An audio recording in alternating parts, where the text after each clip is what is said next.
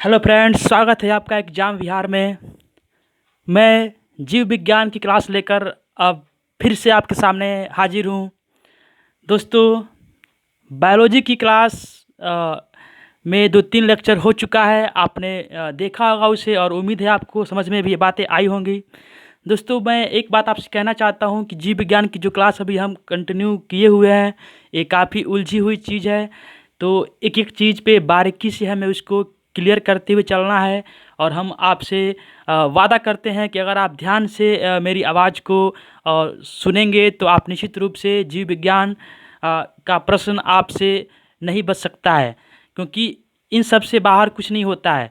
100 में आप 90 से 95 क्वेश्चन आप बिल्कुल सॉल्व कर पाएंगे अगर आप मेरी क्लास को ध्यान से देखते हैं और उसका नोट्स बनाते हैं। तो दोस्तों, आइए, जैसा कि मैंने पिछले लेक्चर में बात किया था कि 1969 में एक साइंटिस्ट व्हिटकर ने सभी सजीवों को 5 वर्गों में विभाजित किया था। उसे ही 5 किंगडम सिस्टम कहते हैं। और वो 5 वर्ग हैं आपके: मोनेरा, प्रोटिस्टा, फंगी, प्लांट और एनिमल्स। तो ये पांचों ही वर्ग में सभी सजीवों को कहीं ना कहीं रखा गया है। तो पिछले लेक्चर में हमने शुरुआती की जो 2 हैं वो मोनेरा और प्रोटिस्टा, इनके बारे में हमने अध्ययन किया था। एक बार मैं रिकॉल कर दूं कि मोनेरा में वैसे जीव आते हैं जो अनडेवलप सेल अर्थात प्रोकैरियोटिक सेल से बने होते हैं और एक कोशिकीय होते हैं। एग्जाम्पल के तौर पे सभी प्रकार के जीवाणु और नील हरित शैवाल मोनेरा वर्ग में आने वाले प्रमुख जीव हैं। उसके बाद प्रोटिस्टा वर्ग में आपने देखा कि विकसित कोशिका अर्थात यूकैरियोटिक सेल से बने एक कोशिकीय जीव प्रोटिस्टा वर्ग में रखे गए हैं। और एग्जाम्पल्स के तौर पे हमने देखा था अमीबा, पैरमीशियम और एक यूग्लिना। ये तीनों ही प्रोटिस्टा वर्ग में आते हैं। और फिर आपने देखा अमीबा का आकार भी हमने देखा कि उसका कोई फिक्स आकार नहीं होता है। पैरमीशियम का आकार चप्पलाकार होता है। और यूग्लिना के बारे में आपने जाना कि यूग्लिना को हम जंतु और पादप के बीच की कड़ी बोलते हैं, क्योंकि उसमें जंतु का और पादप दोनों का ही गुण होता है। उसकी बात हम आगे भी विशेष करेंगे। तो मोनेरा और प्रोटिस्टा के पढ़ने के बाद हमारा जो आगे 3 और वर्ग बच रहे हैं वो आपका फंगी, प्लांट और एनिमल है। तो एक क्लास विशेष रूप से इन्हीं पे चर्चा के लिए है। तो आइए स्टार्ट करते हैं। जो फंजी है इसमें यूकैरियोटिक सेल अर्थात अविकसित कोशिका, सॉरी दोस्तों, यहाँ पे अविकसित नहीं, ये विकसित है। विकसित कोशिका अर्थात यूकैरियोटिक सेल से बने बहुकोशिकीय जीव जो परपोषी होते हैं, वे सभी किस वर्ग में रखे गए हैं? वे सभी फंजाई वर्ग में रखे गए हैं। एग्जाम्पल्स के तौर पे ईस्ट, कवक, मशरूम और फफूद, ये 4 महत्वपूर्ण एग्जाम्पल हैं जो फंगी में आते हैं। और दोस्तों, यहाँ पे इनकी कवक या फिर मशरूम और फफूद ये बहुकोशिकीय होते हैं और इनकी कोशिका विकसित होती है अर्थात यूकैरियोटिक सेल से बने होते हैं। लेकिन यहाँ पे दोस्तों ये जो ईस्ट है ये भी फंजाई में ही आता है, लेकिन अपवाद के तौर पे ये जो ईस्ट है यह एक कोशिकीय होता है। दोस्तों, ईस्ट को हम हिंदी में इसके लिए खमीर वर्ड भी यूज करते हैं। तो चूँकि हिंदी भाषी छात्र भी हमारे वीडियो को देख रहे होंगे, इसलिए हमें हिंदी इंग्लिश दोनों पर ध्यान देना है। तो आपने अभी देखा कि फंजाई में कैसे जीव आते हैं। तो आप ये जान चुके हैं कि फंजाई में यूकैरियोटिक सेल से बने जो बहुकोशिकीय जीव हैं और जो परपोषी हैं, ये बहुत ही ध्यान देने वाली बात है। जो परपोषी अर्थात अपने पोषण के लिए दूसरों पे आश्रित होते हैं उन्हें परपोषी कहते हैं। तो ऐसे जीव हैं, उन्हें फंजाई में रखा गया है। दोस्तों, अगर आप अगला देखें यानी कि प्लांटी अर्थात पादप वर्ग, तो यहाँ पे आप देख रहे हैं कि इनमें भी विकसित कोशिका अर्थात यूकैरियोटिक वाले बहुकोशिकीय प्रकाश संश्लेषी पेड़ पौधे और वनस्पतियाँ आती हैं। दोस्तों, आप यहाँ पे अंतर देख सकते हैं कि कैसे फंजाई में भी विकसित कोशिका वाले बहुकोशिकीय और प्लांट में भी विकसित कोशिका वाले बहुकोशिकीय लिखा हुआ है। तो अंतर क्या है? अंतर ये है कि फंजाई में विकसित कोशिका बहुकोशिकीय जीव तो हैं, लेकिन वे परपोषी होते हैं, यानी निम्न वर्ग के वो जीव हैं, जैसे कि फफूंद, मशरूम, कवक, ईस्ट वगैरह। लेकिन हम प्लांट वर्ग में देखें तो यहाँ भी विकसित कोशिका तो है, बहुकोशिकीय भी हैं, लेकिन ये प्रकाश संश्लेषी जो पौधे हैं, पेड़ पौधे हैं, उनको यहाँ रखा गया है। और जाहिर सी बात है कि पेड़ पौधे प्रकाश संश्लेषी होते हैं, अतः वे स्वपोषी होते हैं, यानी कि अपना भोजन स्वयं बनाते हैं। तो आइए हम यहाँ पे मेंशन कर दे रहे हैं।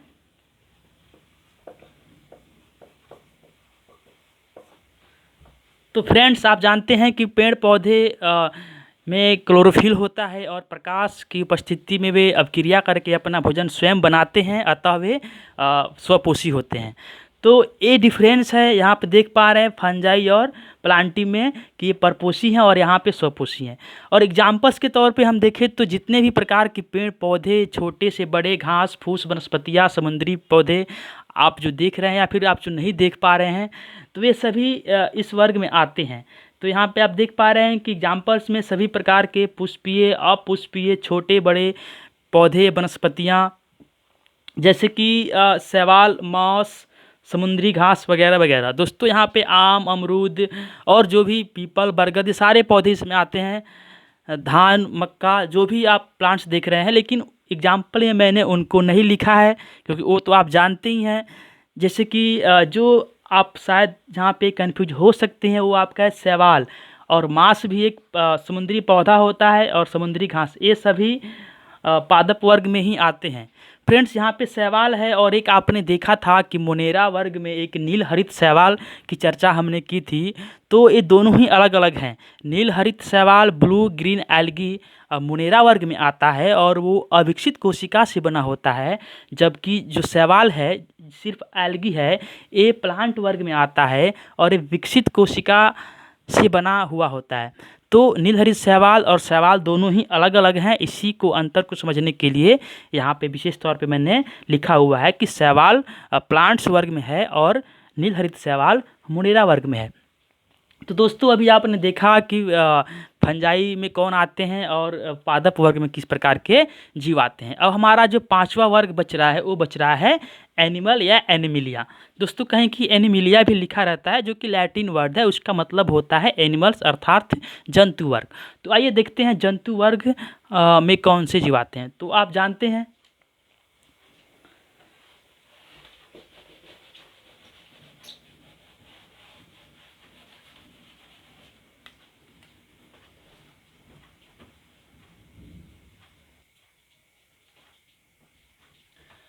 दोस्तों, तो जैसा कि आप देख रहे हैं बोर्ड पे एनिमल्स वर्ग के बारे में लिख दिया गया है कि जंतु वर्ग में यूकैरियोटिक यानी कि विकसित कोशिका से बने बहुकोशिकीय सभी प्रकार के जीव जंतु आते हैं। तो ये बड़ा आसान है कि एनिमल्स में सभी प्रकार के जितने भी जीव जंतु जो आप देख पा रहे हैं, कीड़े मकोड़े, मक्खी, मच्छर, हाथी, घोड़े, सारे जो भी जंतु हैं वे सभी इसमें आते हैं। एग्जाम्पल्स के तौर पे कुछ एग्जाम्पल्स यहाँ पे विशेष तौर पे लिखा गया है, जिससे ही प्रश्न पूछा जाता है। दोस्तों, अगर आपसे पूछे कि गाय, भैंस, मेढक के सब किस में आते हैं, तो आप सिंपली कह सकते हैं कि जंतु वर्ग में आते हैं। लेकिन ये जो हाइड्रा, जेलीफिश, क्रीमी, सितारा, ये सब भी एनिमल्स वर्ग में आते हैं। सब भी जंतु है, समुद्रों में पाए जाते हैं। इसलिए आपसे प्रश्न पूछेगा तो इनसे विशेष तौर से पूछेगा। इसलिए आप जानते रहें कि हाइड्रा भी एक प्रकार का जलीय जीव होता है। जेलीफिश, क्रीमी, सितारा भी एक तरह के जलीय जीव होते हैं।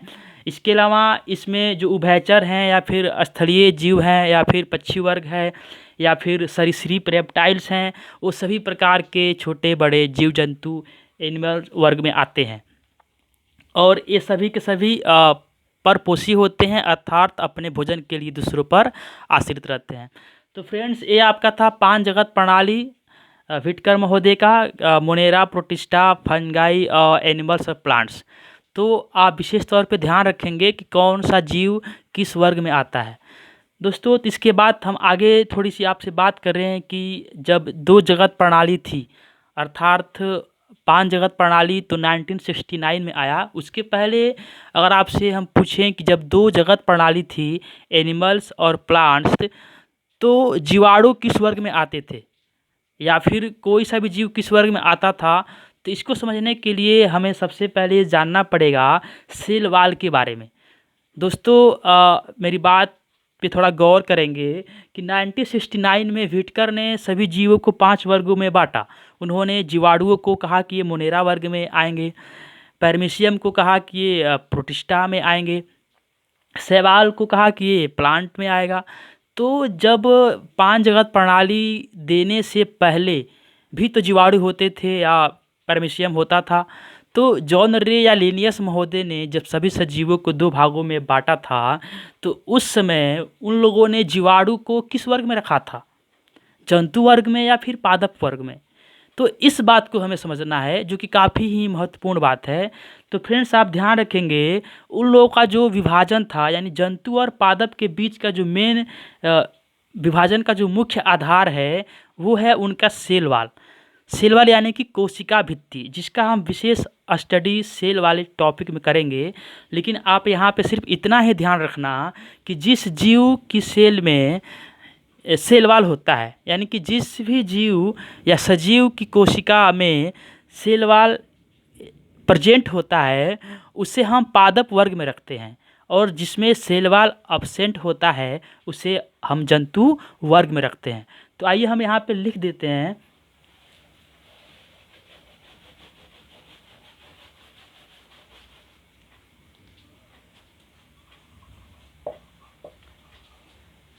Cell wall present.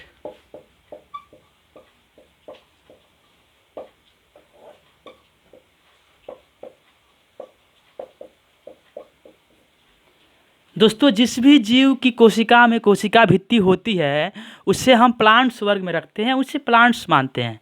लेकिन जिसके सेल में सेल वाल अब्सेंट होता है उसे हम जंतु वर्ग में रखते हैं।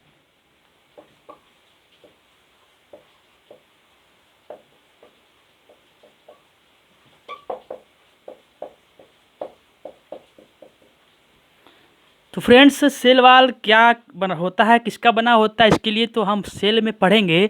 लेकिन ये आप विशेष तौर पे ध्यान रखना कि सेल वाल अगर है किसी भी जीव की कोशिका में, अगर कोशिका भित्ति है तो वो प्लांट वर्ग में आएगा, और सेल वाल नहीं है तो वो जंतु वर्ग में आएगा। ये द्विजगत प्रणाली का विभाजन है।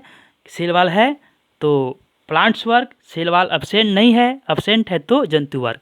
हाँ, इसके बाद अगर आपसे जैसे हम यहाँ प्रश्न लेते हैं कि जीवाणुओं में सेल वाल होता है, जीवाणु किस वर्ग में आते हैं।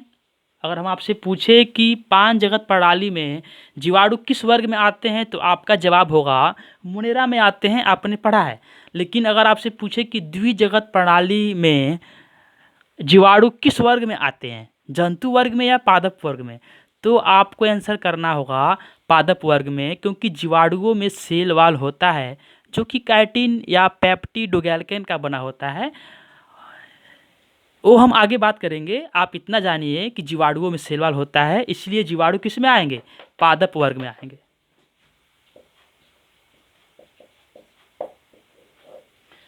दोस्तों सिर्फ जीवाणु ही नहीं, एक बात क्लियर हो चुका है कि जिसके भी सेल में सेल वाल है वह किस वर्ग में आएगा, उसे हम पादप वर्गीय मानेंगे, और जिसके सेल में सेल वाल नहीं है उसे हम जंतु वर्गीय मानेंगे। इसका आप ध्यान रखेंगे। बाकी अगर हम यहाँ पे देखें तो जीवाणु में भी सेल वाल होता है, पैरमीशियम में भी सेल वाल होता है, फंजाई यानी कवक, मशरूम, फफूंद, ईस्ट में भी सेल वाल होता है। अतः ये सभी किस में आएंगे, ये सभी पादप वर्ग में आएंगे। अगर द्विजगत प्रणाली की बात करें, सिर्फ जंतु और पादप की बात करें, तो ये जो भी मैंने नाम लिया, जीवाणु, कवक, फफूंद, मशरूम, ईस्ट, अमीबा, पैरमीशियम, इन सभी में सेल वाल होता है और वो काइटिन का बना होता है। अतः सेल वाल होने के कारण ये सभी पादप वर्ग में आएंगे।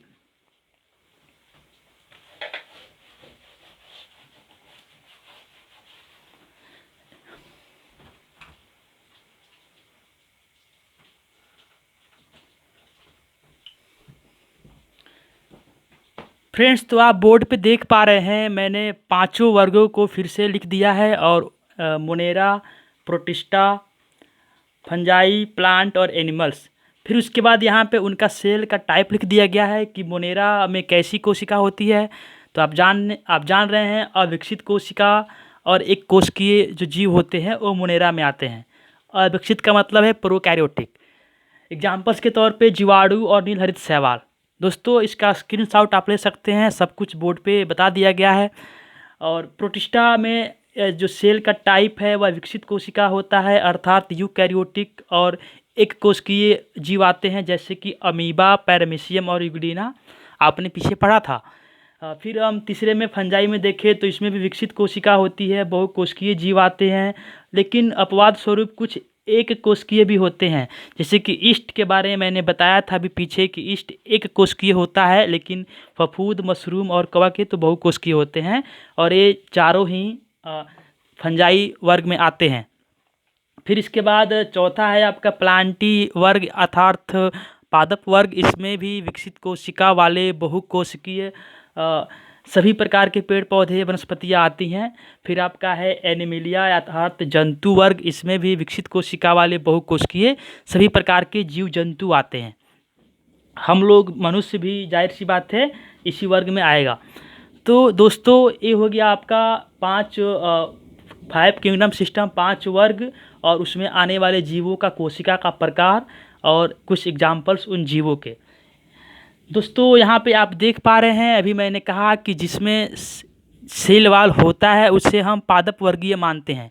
ये तो 5 किंगडम क्लासिफिकेशन है, लेकिन जब सभी सजीवों को सिर्फ 2 ही भागों में बांटा गया था, जंतु और पादप, तो ये जो मोनेरा वर्ग में जो जीव आ रहे हैं, जीवाणु और नीलहरित शैवाल, या फिर प्रोटिस्टा में जो जीव आ रहे हैं, अमीबा, पैरामीशियम और यूग्लिना, या फिर फंजाई में भी जो जीव आ रहे हैं, कवक, मशरूम, फफूंद, ईस्ट, ये सभी द्विजगत प्रणाली में किस वर्ग में रखे गए थे, ये बहुत बड़ा सवाल है। जंतु में रखे गए थे कि पादप में? तो दोस्तों आप जान लीजिए, मैंने जैसा कहा कि सेल वाल अगर प्रेजेंट होगा तो किस में उसे क्या बोलेंगे? पादप वर्गीय बोलेंगे, और सेल वाल एब्सेंट होगा तो उसे हम जंतु वर्गीय बोलेंगे। तो यहाँ पे जिस भी जीव को हमने रेड मार्कर से राउंड कर रखा है, जैसे आप देख पा रहे हैं, ये सभी में सेल वाल प्रेजेंट होता है। मैंने क्या बोला कि जिसको हमने यहाँ रेड से घेर रखा है उन सभी में क्या होता है? सेल वाल प्रेजेंट होता है, और इनके सेल वाल समानता काइटिन के और पेड़ पौधे के सेल वाल सेलुलोज के बने होते हैं। हम अगले लेक्चर में विस्तृत बात करेंगे। यहाँ पे सिर्फ आप ये जानिए कि जीवाणु में भी सेल वाल होता है, ब्लू ग्रीन आल्गे में भी सेल वाल होता है जो कि सेलुलोज का बना होता है। जीवाणुओं का सेल वाल काइटिन की बनी होती है। अमीबा, पैरामीशियम में भी सेल वाल होता है। लेकिन आप देखें यहाँ पे यूग्लिना को मैंने रेड से नहीं ब्लैक से राउंड कर रखा है, अर्थात यूग्लिना में सेल वाल नहीं होता है, सेल वाल एब्सेंट होता है। तो एक अपवाद के रूप में विशेष ध्यान रखेंगे आप।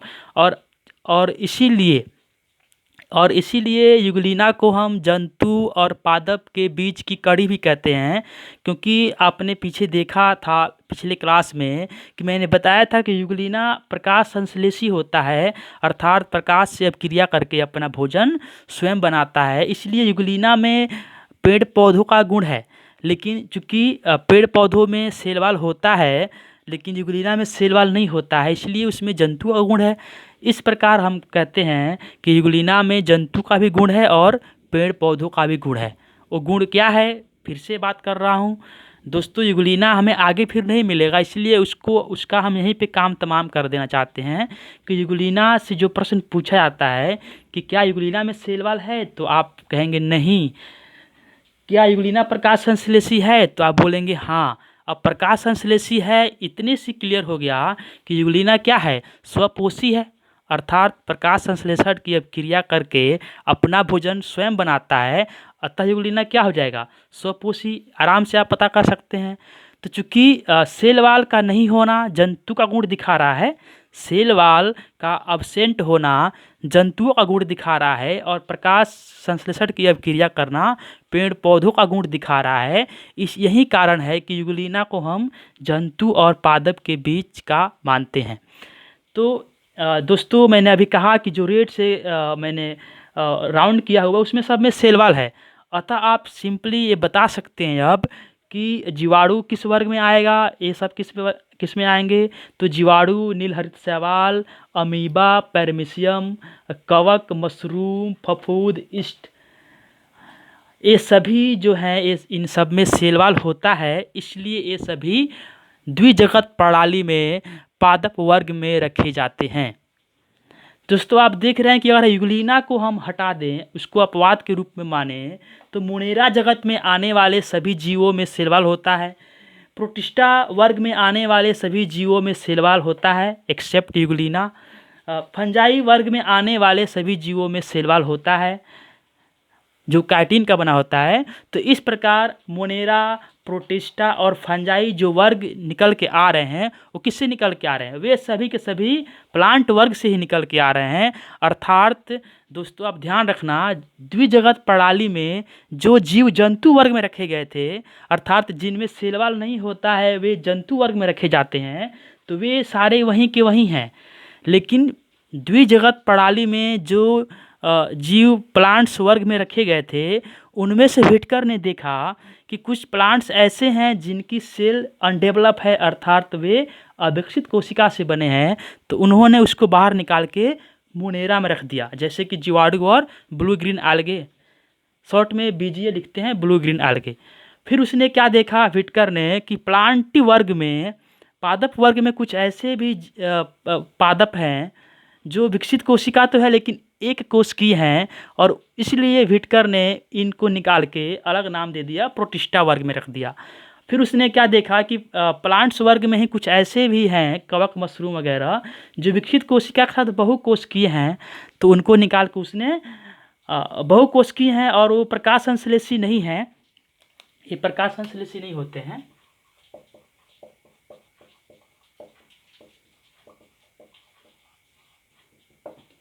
मैं क्या बता रहा हूँ? मैं बता रहा हूँ कि ये सभी जो जीव हैं पहले जंतु और पादप वर्ग में ही रखे गए थे। तो जो जीव जंतु वर्ग में रखे गए थे वे सारे जंतु वर्ग में ही हैं, लेकिन पादप वर्ग से निकाल कर व्हिटकर ने उन्हें मोनेरा में और कुछ को प्रोटिस्टा में और कुछ को कवक यानी फंजाई वर्ग में रख दिया है। तो किनको रख दिया है कि जिनमें अविकसित कोशिका थी, एक कोशिकीय थे, वे मोनेरा वर्ग में, जो विकसित कोशिका और एक कोशिकीय थे वे प्रोटिस्टा वर्ग में, जो विकसित कोशिका और बहुकोशिकीय तो थे लेकिन प्रकाश संश्लेषी नहीं थे, अपना भोजन स्वयं नहीं बनाते थे, उन्हें फंजाई वर्ग में रख दिया।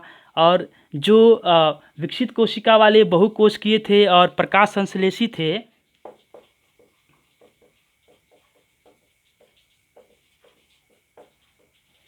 प्रकाश संश्लेषी अर्थात अपना भोजन स्वयं बनाते हैं, वे पादप वर्ग में बच गए और जंतु वर्ग same to same as it is वहीं रह गया। तो यहाँ से आपने देखा कि द्विजगत प्रणाली में जंतु और पादप वर्ग में व्हिटकर ने जंतु वर्ग को ऐसे ही छोड़ दिया और पादप वर्ग में जो घुसपैठिए थे ये सभी इनको निकाल के उनके सेल के हिसाब से अलग अलग वर्गों में रख दिया। तो इसलिए दोस्तों आप ध्यान रखना आज से कि अगर आपसे पूछे जीवाणु द्विजगत प्रणाली में किस वर्ग में आता है, तो आप बोलेंगे पादप वर्ग में। नीलहरित शैवाल किस में आता है? तो पादप वर्ग में। अमीबा, पैरामीशियम किस में आता है? तो पादप वर्ग में। कवक, मशरूम, फफूंद ये सभी किस में आते हैं? तो पादप वर्ग में आते हैं। क्या कारण है? कारण ये है कि ये सभी शैवाल रखते हैं, इन सब में कोशिका भित्ति होती है। यानी कि जो 5 वर्ग में जो पहला मोनेरा, प्रोटिस्टा और फंजाई 3 वर्ग निकल के आ रहे हैं, वे प्लांट वर्ग से ही निकाले गए हैं। तो दोस्तों ये आपका था पूरा 5 जगत प्रणाली। उम्मीद है आपको समझ में आया होगा और अगले लेक्चर में हम आपसे फिर मिलेंगे एक नए टॉपिक के साथ और इन पे आगे भी विशेष रूप से बात होगी। तब तक के लिए आपसे विदा लेते हैं। धन्यवाद।